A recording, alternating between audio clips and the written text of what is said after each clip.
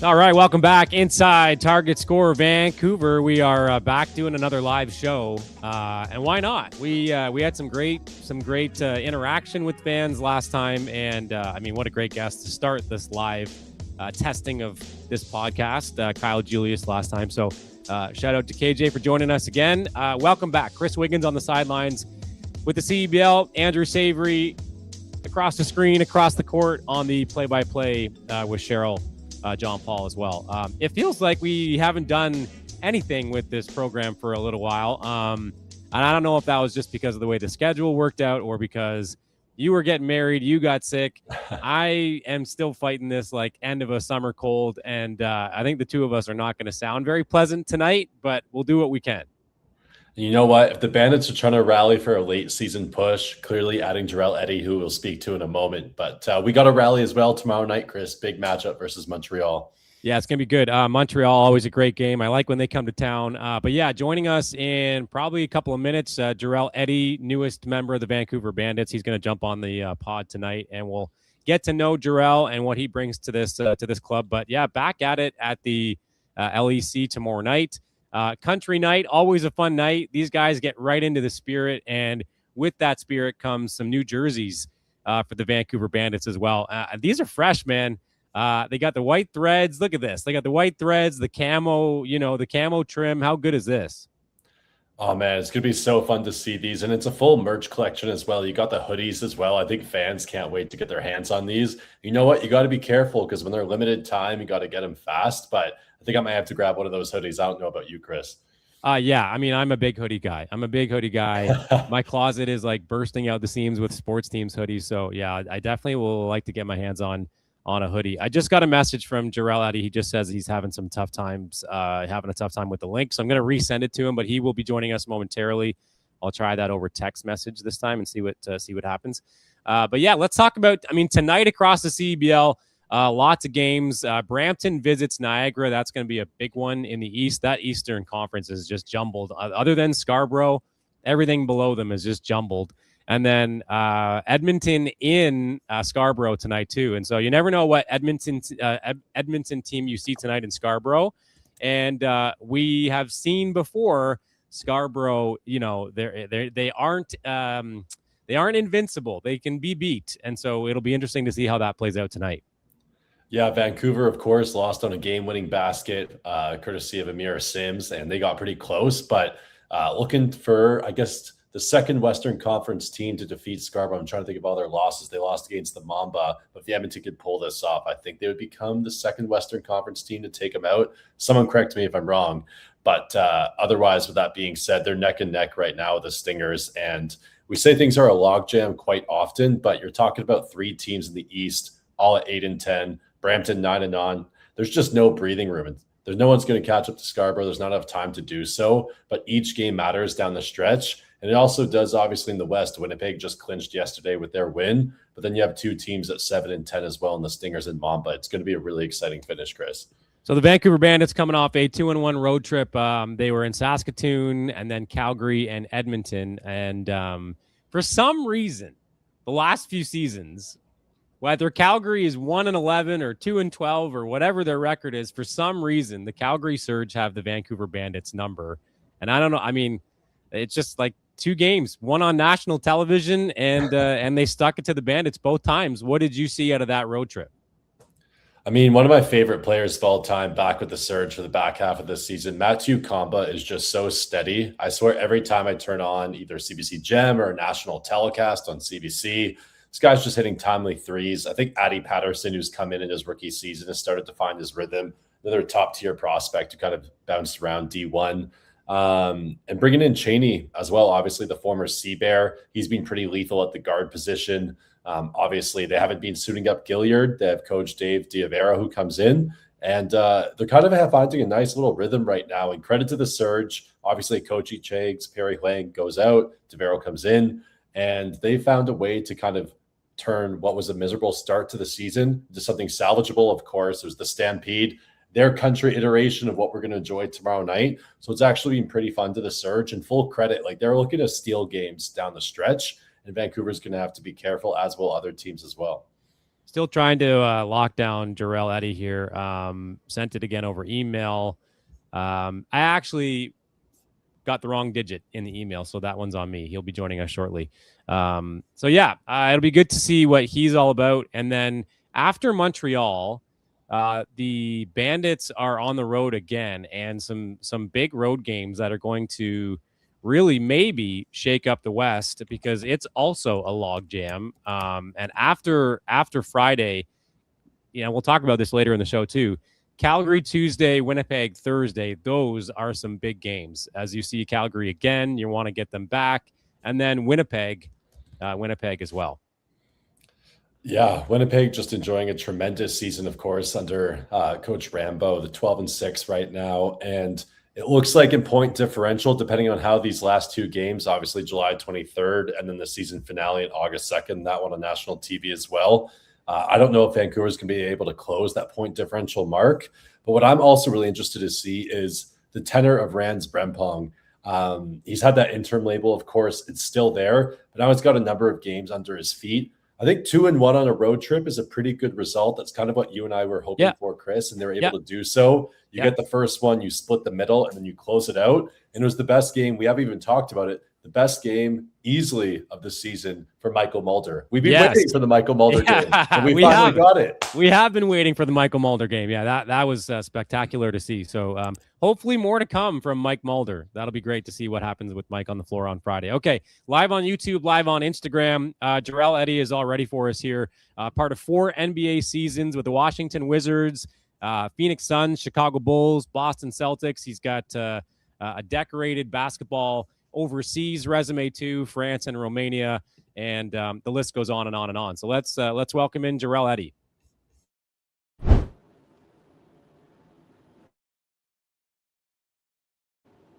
Y'all hear me?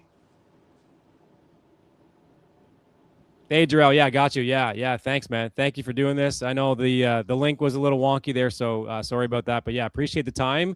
Welcome to Vancouver, and thank you for coming on the show. Thank you. Thanks for having me. Thank you for the welcome to Vancouver. It's been nice since I've been here.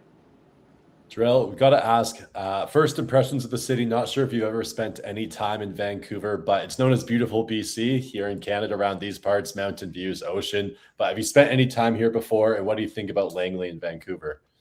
I haven't. This is my first time on this part. In this part, I only traveled to Canada a few times just to play, and I'm always in Toronto. So this is my first time on the west coast of Canada, but it's beautiful. It's a really, really, really nice city.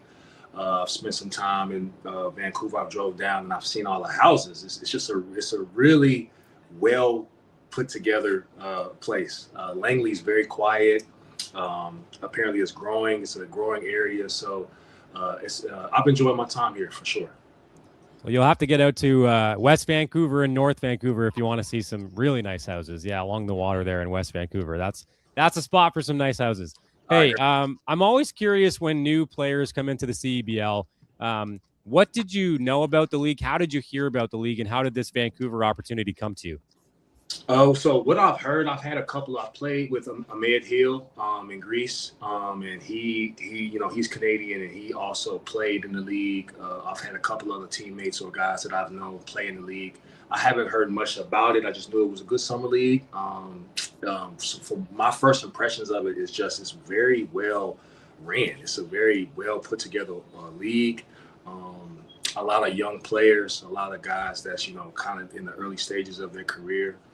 How did this opportunity come? I mean, I'm at the house. I'm playing with my kids, and I get a call from my agent, and he say, "Hey, you want to go to Canada?" And I was like, at this stage of your career, it's harder for me, at least, as I'll just speak for myself.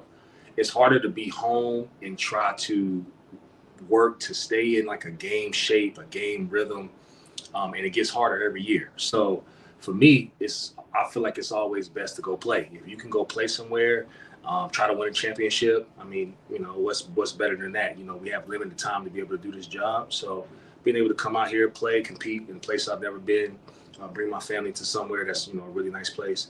It's something that I want to do. And tell us a little bit maybe about your recruitment. Obviously, this is a team basically building towards the playoffs right now, 11-7, 24 game seasons. So you have a little bit of a chance to get yourself acclimated. But yourself, you're 6'7", you shoot the three extremely well. You could rebound. You have a veteran presence. You've played in some of the top leagues around the world.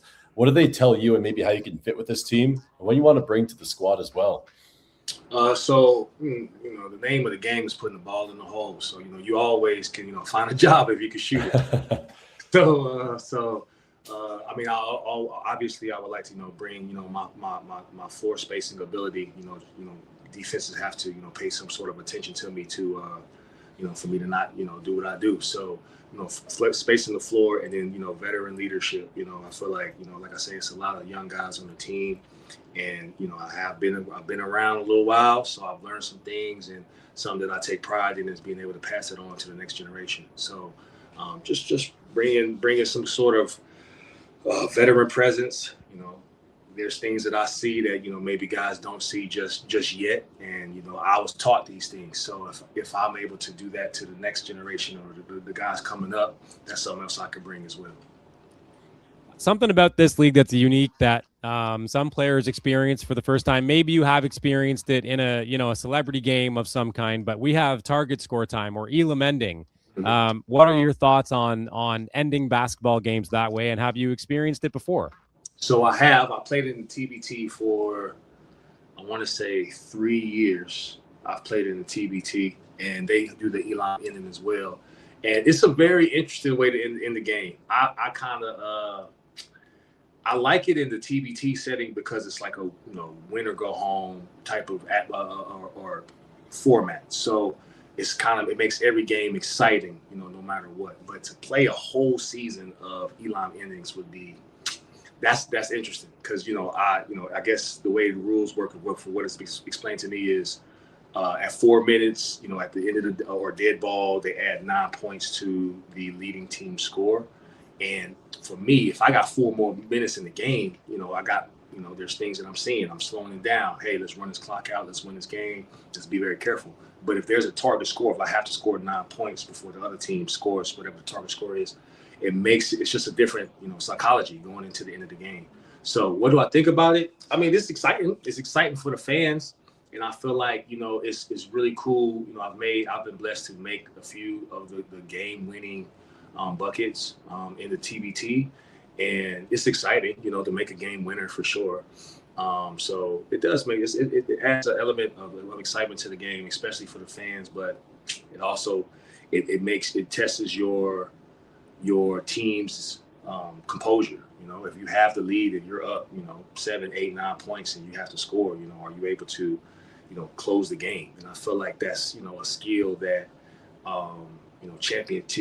championship contending teams have to have, is being able to close the game, the right way. And having to do that with the elam ending is more difficult than just, holding the ball for as long as you can, get a couple offensive rebounds, hit a couple of spots to kind of like, knock the other team's momentum down. So it's interesting for sure. Jarell, it's very clear that you're a student of the game and that you mind the game, just the way that you talk. And I think something that people take for granted with target score time is the psychological element, which you already touched on your own. You had those 9 points on, and one thing that we see with teams is the ball can get a little bit stuck. There's a lot of isolation that starts to leak into the game. You've hit a few game winners in a variety of different formats. Obviously, you mentioned TBT, but this being a little bit of a younger group, and this team has kind of grown throughout the season. Sometimes you see situations when you only need 2, but maybe get stuck on going for the 3. Then all of a sudden you clank a couple and a team starts to come back. Right. It can be really deadly, and this league is known for comebacks. But maybe talk about your leadership and how you see the last kind of target score frame playing out for this team, because you may have heard this team has suffered a few heartbreaks. It was a semifinal loss last year. That was in target score time. They won a target score time in the semifinals before. So it's been on the cusp for a while. But what's it going to take to kind of get this team to a championship position?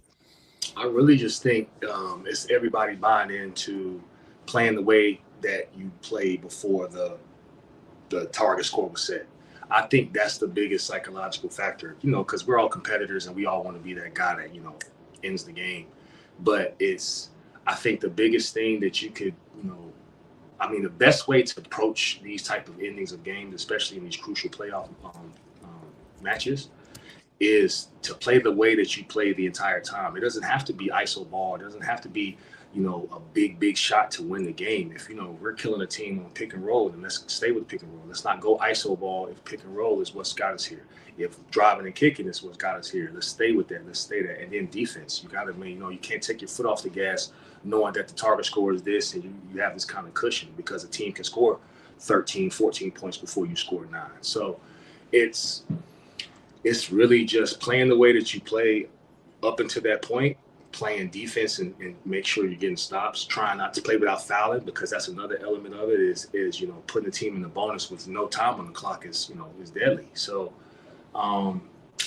I just think that you have to play the right way the entirety of the game and don't change. You don't have to switch anything. You have to just finish the game. Jarell, a lot of Bandits fans are going to see you for the first time this weekend, tomorrow night at Langley Event Center. What do you hope they notice about you? What about your game do you hope they notice about you right away? What do I hope the fans notice about me? Probably, I hope they notice how passionate it is. Like, this isn't just, come up here and make some money. This is, I want to win. I want to win championships. And I hope that, they're able to see that through my play, through my effort, through my talk, through my communication with my teammates. I'm very passionate about playing basketball. I mean, that's why I still do it. So I hope that they can see my passion and they can see that, I'm an older player, and I'm not that old. I'm not that old. I'm just I'm older than the guys that, I play with, but they still see that I still got that fire that burns the same way. Jarell, it's so interesting. When I was looking at your resume, and of course, it's pretty stacked, obviously. Fans very familiar. They're going to take a quick Google or check you out on IG. Played with the Wizards, the Suns, the Bulls, Boston. But what's more impressive to me is what you've done in the EuroLeague, Basketball Champions League. You've played in 9 countries around the world. When you talk about some of the stories that you must have, what are some of the things that come to mind that demonstrate how successful you've been at this game? And you've won championships as well. But what are some of the proudest moments from your career? Wow, proudest moments of my career. I would say the proudest moment of my career, obviously, I feel like was my career high. But it's not even my career high. It's just the game that I played with the Wizards. I believe it was my second game with them. It was in Brooklyn, and I was able to make 4 threes in the fourth quarter, and we ended up winning that game. And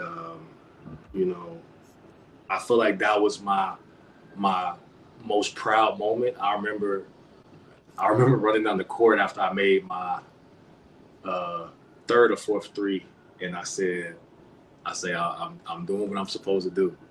But I said to myself, I'm riding right now. I'm doing what I'm supposed to do. And it was the proudest moment just because, you work your whole life for an opportunity to play in the NBA. You get the nod, you get in the game, and you make your first one. It's like, okay, the nerves are going. I can drop my shoulders a little bit. But then you make your second one, you say, okay, good job. You've done well. You make your third one, you say, now you're supposed to be here. Any doubt that you might have had, anything that might have made you feel like, can I do it? Can I not do it? Just, those big lights, those bright lights, go out and play on the NBA floor. So you make your third one and you say, okay, I can do this. And then you make your fourth one. Now you say, okay, now let's negotiate some money. You know what I mean? I'm here now. So yeah, I feel like that's probably my proudest moment in my career was playing for the Wizards, and then not right after that, but a few weeks after that, making the team for the remainder of the season was my proudest moment, because I could say I was an NBA player. I remember they came and they took all the pictures in the 2K van, and they had to get my face scans and all that stuff, and I said, "Wow, you're an NBA player." So that was my proudest moment throughout my career for sure. That's very cool. Very cool. And yeah, you definitely belong. Four straight on your first couple trips down the floor. I think you belong. Check. Yeah, I was 4 for 5 that game, and the only reason I missed one was because I got in at the end of the third, and I got, I think, maybe a loose ball or a rebound, and it was, last few seconds I threw it up from 3/4 court, and it actually was online. It was short, of course, but it was online, and I said, okay, all right, cool. Then you make the first one. Then you like, all right, yeah, we're calibrated. We're ready. Yeah, yeah. So speaking of that time with Washington, what was it like to be around, a talent like John Wall or a talent like Bradley Beal? What rubbed off on you, from being around those guys? I've been blessed, man. I've been blessed to be around some great, great players. And, what the biggest thing that I took away from there was just, their approach to the game.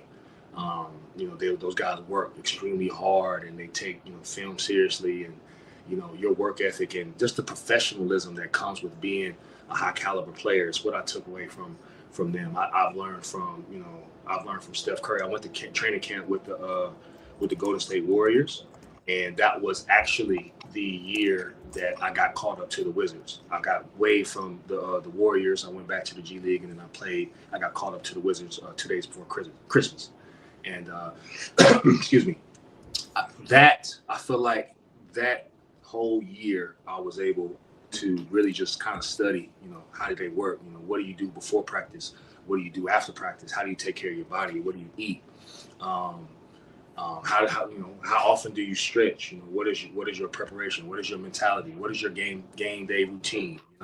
How guys are meticulous about this stuff, and I feel like I was able to learn how to be a professional being around those caliber of players, and I feel like I've taken that into the rest of my career.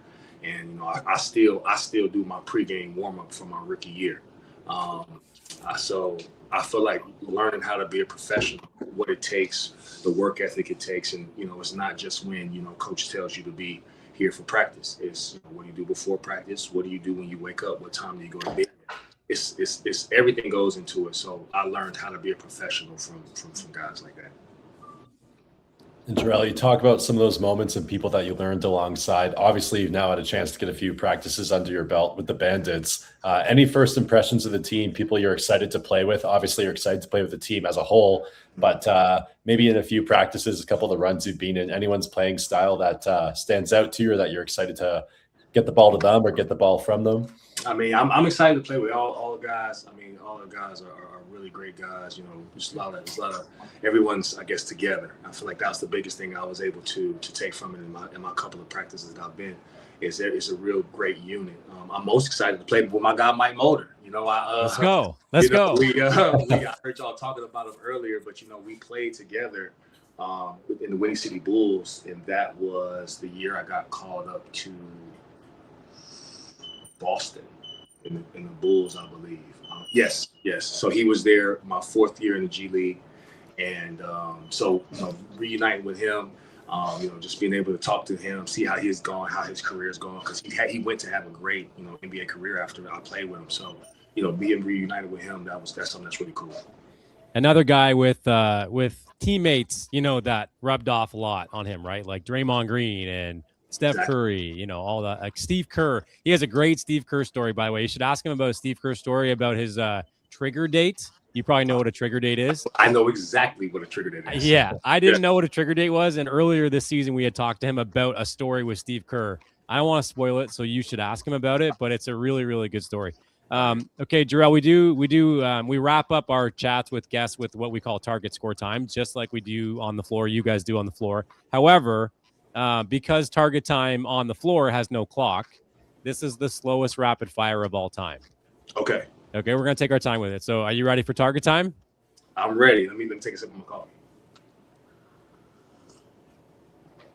Let's get it. All right. I got to know right away. I noticed you played on the same Romanian program as former CEBL MVP Mitch Creek, who is signed with this club this year again, hopefully comes back to round out July and maybe early August. Did you know Mitch? Was there a connection there, or is it just coincidence because basketball is such a small world? Just a coincidence. Just a coincidence. Okay. All right. All right, Jarell. Obviously, you're from Tampa, Florida. Tomorrow's country night. Not sure if country extends to Tampa, but are you a country music fan? And if so, do you have a go-to country track? So this is a very interesting question because I am not at all.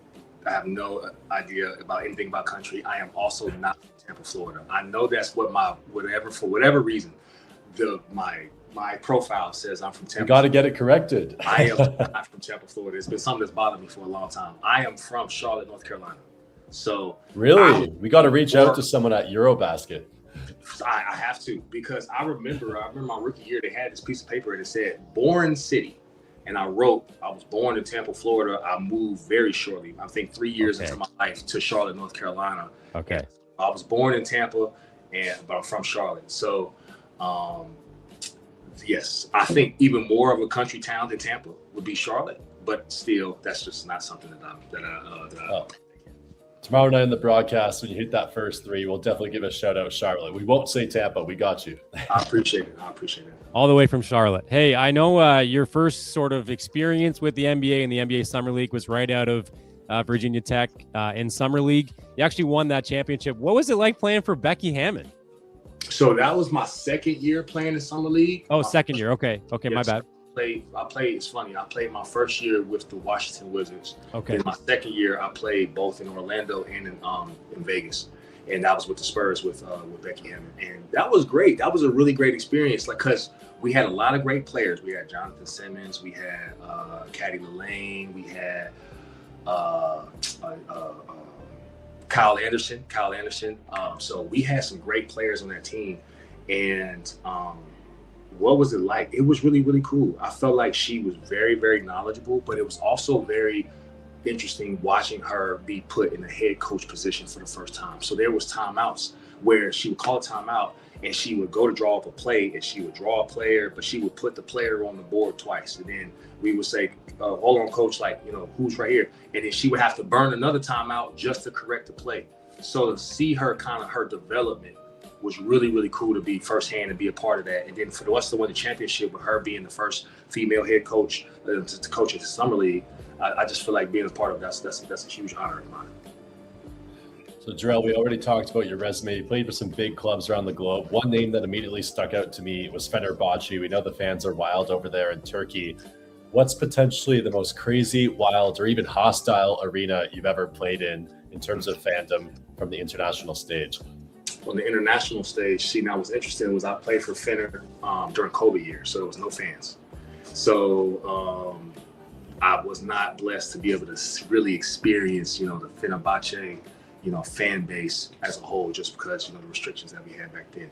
So the most hostile environment that I've played in overseas. By the way, you're going to really like LEC. It's pretty hostile. It's pretty hostile. Yeah, you're going to really enjoy it. I love that. I love it. If I can't hear myself say something, it's loud. That's the best place to play basketball. Yeah, it's loud. It gets loud. Good. I love it. I love to hear that. So let me take it's a rapid fire. So I don't have time to think. Most competitive or most hostile environments, or just the loudest places I've ever played internationally. I gotta go. Cluj in Romania, we led the league. Led Euro Cup. We led Euro Cup in attendance. And so I think Cluj, because it got loud in there and there were some big games that we played. We did win both the Romanian Cup and the Romanian Championship that year. But Euro Cup games, they really, really packed it out and made it loud, and it was a good environment. So I'm gonna give a big shout out to Cluj-Napoca. UBT Cluj-Napoca was what I would say, with a close second maybe being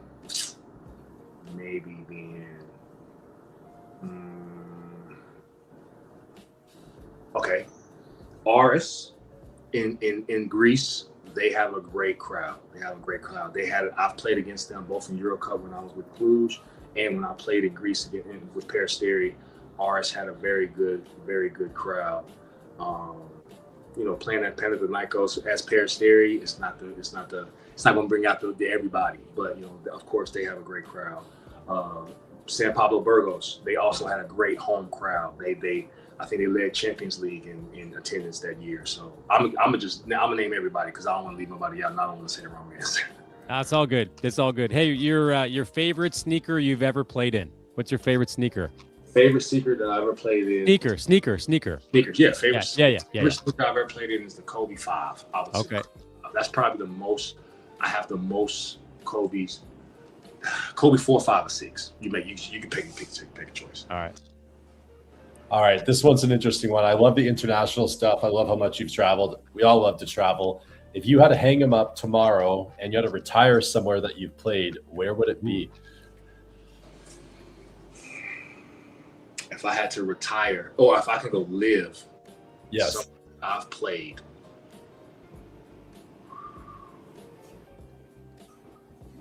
Wow. Savory, you got all the tough questions here. Don't yeah. And then this actually takes me back to my the most rowdiest crowd. I actually played in Jeddah, Saudi Arabia last season, and so Etihad, they had a very, very nice crowd. Their atmosphere, that they really love their basketball there. They love their club, so that was awesome place. I'm not saying Jeddah is where I would say to pick, but I did want to honorable mention Etihad, because they had a great club. They had a great fan base out there too. So if I had to retire somewhere, I would probably say Athens. I would say Athens, Greece. Playing in Peristeri, Athens is cool because I love Greek food. Greek culture is really cool. They had a beach there in Athens. That's the only place that I've played with a beach. It's a great pick. Yeah, so I would say Athens. I feel like you can't. All right. Well, you're about to play in Vancouver or close to Vancouver with lots of beaches and lots of oceans. So you're not lots of oceans, one ocean, but it's very close. It's very close. Hey, we got a fan question from this one's from Renz, the 604 podcast. Jarell, what's your favorite celebration, taunt or style? Like, are you a Carmelo like 3 guy? Are you like in the veins? What's your thing? I'm about the business, man. Like, okay, straight business. I've never been somebody that celebrates, making a shot, because that's what I'm supposed to do. I'm supposed to make shots. Yeah. Making threes is nothing. You get back. Now, so something that I might do, and it's funny because I feel like it's more of a Tim Duncan approach to trash talking, is I talk to myself. So I don't say anything to you. I'm a very bad trash talker. If I talk to someone, I get too high up, and now it's So what I do is, if I make a good move and I shoot it, I say, "Good shot, boy." I say, "Good shot, boy. That's very good." You know what I'm saying? And I say it to myself. Now you can hear me. I might say, "Got him." Got him. Oh, got you. There it is. You know what I mean? And even when I play my son in one-on-one at the house, I make a little shot. And you know what I mean? Yeah. So it's just a little. I just talk to myself. That's my best. So for me personally, to answer your question, the best trash talk, the best taunting, the best celebration is really keeping it composed and acting like you've been there before, but you can give yourself a nice little pat on the back too. I love it. Teach them young too. Last one for target score time here. Who's the toughest player you've ever had to guard? I'm sure there's a big name there that you or maybe not. Maybe a sleeper that we're not thinking of. By the way, Mike Mulder, when I asked Mike Mulder this question, he said Kevin Durant. I mean, I haven't had to guard Kevin Durant. So the toughest guard I ever had to say, I would either say Jamal Crawford or J.R. Smith. Now I say J.R. Smith because I give you a quick story with it. J.R. Smith, I was out there, we was playing the Cavs, I was with DC, and it was really cool when I checked into the game and LeBron James said, "Hey, JR, you got Eddie." And I said, You know my name? Like, okay, I appreciate that, right? I was like, that's all right. So then now JR got me, I got him. So playing, JR gets me at the top of the key. He hits me with a crossover, hesitation, and he went. And when he hesitated, I jumped, I raised up, and he went by me and he laid the ball up with his hand behind his head. And I said, damn, that is, my whole thing is, they always told me you got to play better defense. You got to play harder on defense. So when you got guys laying the ball up, like this is easy. I feel like that was my toughest guard because that was the toughest moment where I said, and then Jamal Crawford, just for his shiftiness and his ball handling, it was really hard to guard him as well. So I would have to say those two guys for sure. Very good. That's awesome. That's a welcome to the NBA moment. That was my welcome to the NBA moment for sure. Right there. He made me, and he skips down the court, and I'm like, oh, man, I'm just, my contract's not guaranteed, man.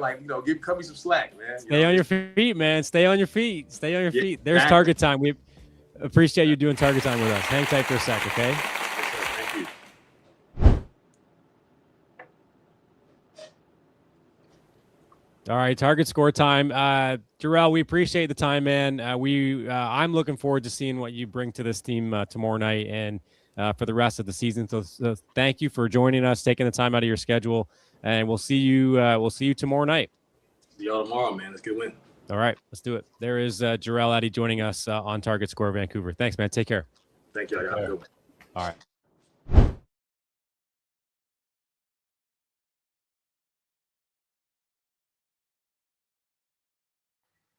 That's good stuff. Yeah, Jarell Eddy joining us. That's awesome. That again, that's right up there with the Mike Mulder story, right there with the Steve Kerr thing. That the welcome to the NBA moment, like hand behind the head layup, like that's so cool. That's so cool. Two good stories. The 4 threes, the remembering that you were really close. You're almost 5 of 5. You talk about a cerebral player, someone who really kind of understands every single moment. You remember those LeBron James clips where he breaks down film after the game without even looking at it. Seems like Jarell just has that photographic memory. And I think he could be a really important missing piece for this team. It's interesting. It's funny when you asked him, maybe it was me. I can't remember if it was me or it was the question I asked or a question you asked, but his answer was learning, being around guys like John Wall and Bradley Beal and those consummate professionals. You learn to see how serious they take their routines day in and day out. It's not the first time I've heard somebody answer a question like that. I know Kyle Julius talked about that at length. What separates the pros is the routine day in and day out, and how dedicated they are to doing the same thing and working the same way every single day. And you heard it, when he said, I do the same pregame routine as I did, in my first year at Virginia Tech. Nothing changes. And it's interesting, there's obviously something there with that, with routines that separates men from the boys. Yeah, and you talk about routines. This is a big tangent, but I can't ignore it that it's on the screen right now. We all love to suit up for games, but Blake wants to know, Chris, what's your routine when it comes to attire for tomorrow's game? We know the routine's to be dapper, but what are you suiting up in? Tomorrow night, what am I going to rock tomorrow night? I actually picked up a brand new pair of Nike Ones, the lows to wear with a suit. Yeah, I'm trying out this new sneaker game with my suits, getting away from the dress shoes. So I might pull out some new sneakers and maybe a nice new blue suit. You never know. Beautiful. Well, hey, there's only 3 more home games left this year, right? So you got to be. Is that it, eh? 3 more home games. Wow. Regular season. Season. No, for sure. But it's hard to it's funny, as broadcasters, when you get right into the season, you feel like you get right when you start to hit you get into that groove and you want more games and they start to become, a little easier and you feel like you sound good. There's only 2 left. 100%. And you talk about, obviously, we try to find our rhythm. We get better as the season goes on. We know the team a little bit better. But even to take it back to basketball, I know we kind of threw it in. We talked to Jarell about it. But I think Montreal's always been a little bit of a tricky team for Vancouver to handle. I'm thinking about tomorrow. Obviously, we've picked up a win last year on home court, but then it's often a team when they travel against them. Verdun Auditorium is a tough place to play. And they have that game coming up later this July. But I want to get back to Mulder just for a quick second because I want to just stats nerd about it. People see the 25 points. They say the 6 of 9 from 3. They say we've been waiting for this. This guy's got nearly 100 games of NBA experience. But people behind the scenes, the people who've worked with him, whether it's the coaching staff, whether it's the Tanner Cares, the strength and conditioning, Mike has been putting in the work. I'm hoping that this is a bit of a trend, but 16 minutes, 25 points, basically 1.5 points a minute. Also, the 7 rebounds, team high plus 20 as well. Drew 4 fouls against him, which was really impressive as well. And I think when you talk about Mulder and Jarell, this being a younger group, then you have younger players like Tyrese, Jarell, obviously Dominic Parolin, extremely young. I think Jarell and Mike Mulder could almost be like a weird co-captaincy in a way. Not that they need a label whatsoever, but I'm hoping down the stretch, this team might not get catching up to Winnipeg in the standings, but they can kind of hang neck and neck, clean things up on the glass and try and lead by committee. I think it's going to be a really interesting storyline to watch. And I think the next time they play Calgary, because obviously that's the team they're going to get on the other side of Montreal when they hit the road before coming back to LEC for the Mamba. I think they'll give Calgary a much stronger fight. It's just going to be a question of how quickly Jarell can get into this team. But if you watch his tape, and obviously Copeland, the team putting out that announcement, doesn't look like he's going to play this year. We also haven't talked about that. Some FIBA clearance issues there as well. Copeland's someone who could obviously catch and shoot, but he dribbled a lot into his shot. For anyone who's watched any of Jarell Eddie's highlight tapes, this guy can catch and shoot with the best of them. We don't even have Miller Kopp right now, of course, NBA Summer League, etc. But Jarell, similar to Miller, one of the most elite catch and shoot players you potentially could ever see. So it's going to be a privilege to watch him tomorrow night, and hopefully it's a great debut. Yeah, we're getting closer to playoffs, and as we say that, Ren's, the 604 podcast with a question, will the playoff games be broadcasted by the home teams? I don't know if I can confirm that indefinitely. As far as I'm aware, playoffs are all handled by CBC. Would you say, is that what you think as well, Savory? I mean, maybe Slattery's producing for us. If he, I don't know, maybe he'll chime in here over text, but I think it's CBC for playoffs. Yeah, that's my understanding as well. Obviously, we'll wait to hear from the powers that be, but usually, correct me if I'm wrong, so the Bandits, it's going to be August 2nd, the season wraps, and that's going to be the Sunday. That's the Sunday against with that. Yeah, that's another CBC game. Yeah. So that will be CBC. And then I think the playoffs will be starting essentially by the latter half of that week, if I'm not mistaken. I feel like people should expect to see CBL postseason basketball pretty much by the Thursday or Friday. Yeah. Unless I'm wrong on that one. I think they get into it pretty quick. No, I think you're right. And back to the Mulder and Jarell Eddie, leadership thing. Like, you lean on guys like that, right? You lean on guys with resumes like that. You lean on guys who have just, quite frankly, been a pro longer, experienced higher levels of professional basketball longer. It's like Mitch Creek, right? Like, I think Mitch Creek is probably the most decorated pro to come through the Vancouver Bandits organization ever. Correct me if I'm wrong, but like, you lean on guys like that to lead this team, and whether they're, whether Mike Mulder's putting up 25 a game or not, or struggling or whatever, on the roller coaster of good game, bad game, whatever, you still lean on those guys to lead the team, whether they're scoring or not. They're still vocal. They're still, helpful in the room. They're still up and clapping when somebody takes a charge. It's all that leadership stuff that you lean on with those professionals that have been there before. It certainly is. And I think what Jarell's also going to bring is the fact that some players have had to slide into slightly different roles. Obviously, as we saw Pearland doing that into the starting lineup for Tyrese early in the year.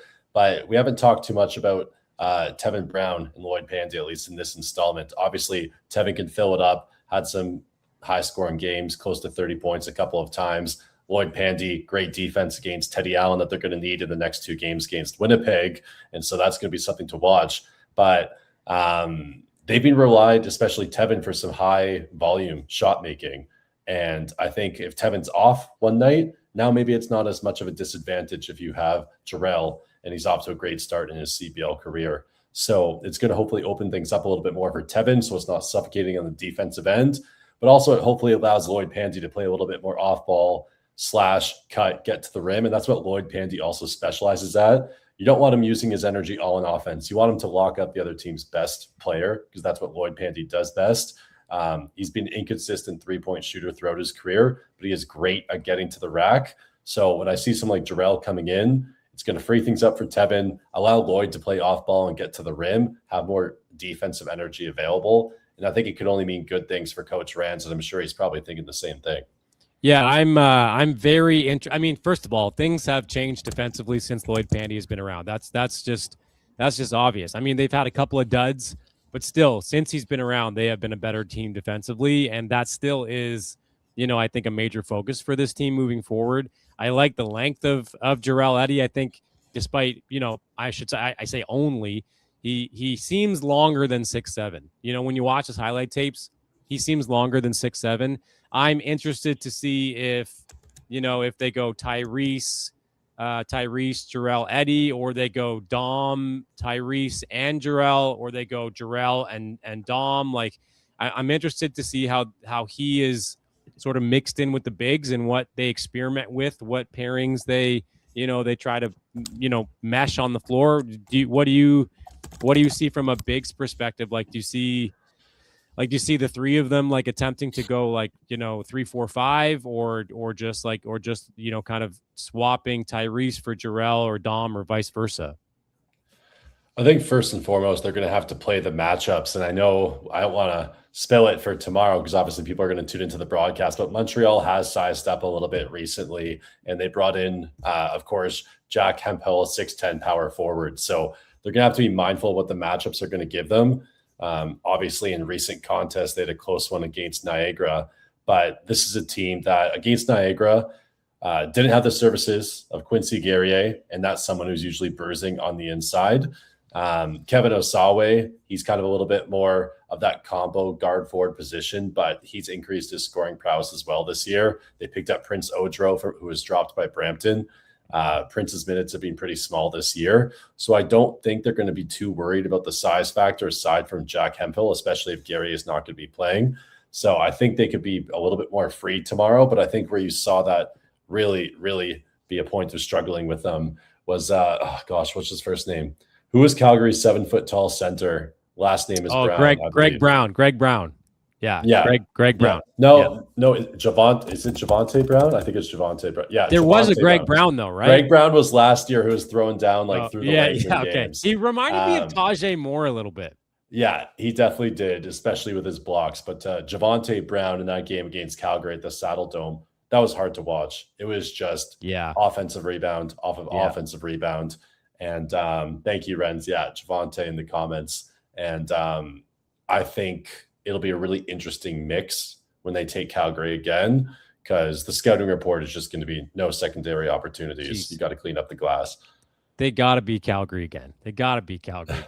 I just when I remember after the Calgary game, I remember going like, damn, that was like, just like you say, that was a tough watch.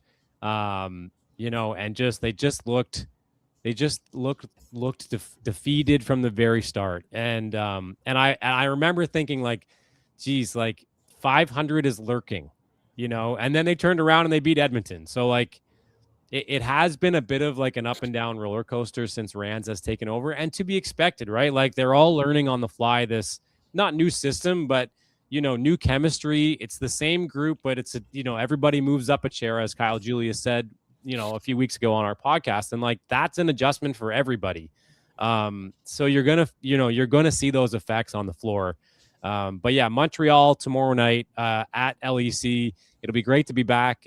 Country night. I will add, maybe I need to bring like a country hat for my cowboy hat for my attire too tomorrow night. What do you think? That could be fun. I wouldn't mind. We all do a hit together at some point. You in the sideline, and then me and Cheryl, and you could throw back to us at least for maybe the opener, just to see how it goes. Yeah. Okay. I like it. I'll see if I can find a cowboy hat around here. I used to do country radio. There's got to be one stuffed in a closet somewhere. So Montreal tomorrow night, and then off to Calgary and Winnipeg, and those will be two very big games as we get closer to the end of this playoff, stretch to finish the season, closer to the playoffs. So some very important games coming up here. And not only that, for the West, very important games for the East. Have you seen the East standings other than Scarborough? Like there's 3 teams, I believe, at 8 and 10. It's mind boggling. And I mean, Scarborough also bringing back one of their last year's leading scorers in Terquavian Smith, which is super impressive. And obviously, we'll see if that bolsters the roster. And I'm not exactly answering your question, but I'm just checking the live stats. Scarborough's up by 13 against Edmonton. So looking like they might claim that one. But I want to give credit also to that's 2 first-year head coaches in the East that we're looking at. Obviously, Jermaine Small in Montreal, well acquainted with the CBL. But you have Justin Mazzulla and also Kimball McKenzie, who really fits the bill as a first-year head coach, having that kind of like point guard captaincy role with the River Lions. The River Lions got off to a rocky start, but they've kind of turned it around. They flipped some pieces in and out. And I think the East, Scarborough's record, yes, miles ahead, but I don't think you want to be facing a team like the River Lions early on in a playoff matchup. That's a team that's got back-to-back championship pedigree. They have a much stronger second half than they have had the first half. And then we have to keep an eye on Brampton as well, because we're talking about all the 8 and 10 teams. But Brampton, 9 and 9. If they slip up here, they could fall in the standings as well. Yeah, we got 2 games happening tonight. Niagara up 16 at the moment on Brampton, so that could be another loss for Brampton. And then Scarborough's up 15 on. That'll even their records. They'll be knotted there you at go. 9 and 10 each. There you go. There you go. All right, let's wrap here. Join us again on Target Score Vancouver podcast. You can catch us on YouTube if you want. If you want to re-listen to Jarell.